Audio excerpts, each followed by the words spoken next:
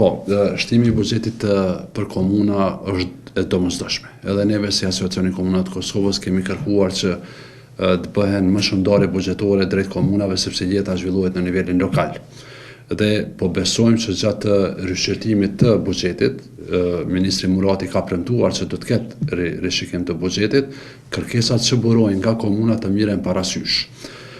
Duke marrë parasysh që vetëm gjatë këtyre muajve të parë, komunave ju në marrë me 10 miliona euro për shkak vendimeve gjyqësore,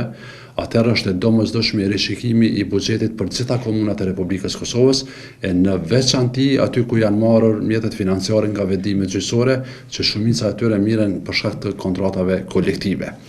Në ligjin për menaxhimin e financave publike, janë nenet e caktuar aty ku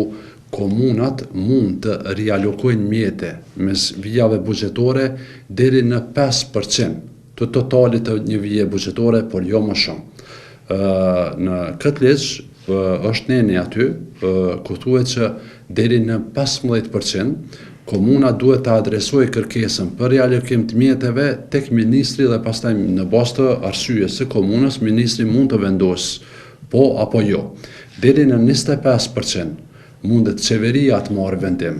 për rialokimin e mjeteve apo ndryshimin e destinimit të mjeteve për investime kapitale në këtë rast, sepse interesi më i madh i qytetarëve është në investime kapitale, pra deri në 25% mund ta bëjë qeveria me një vendim, kurse mbi 25% është përgjegjësi e Kuvendit të Republikës së Kosovës.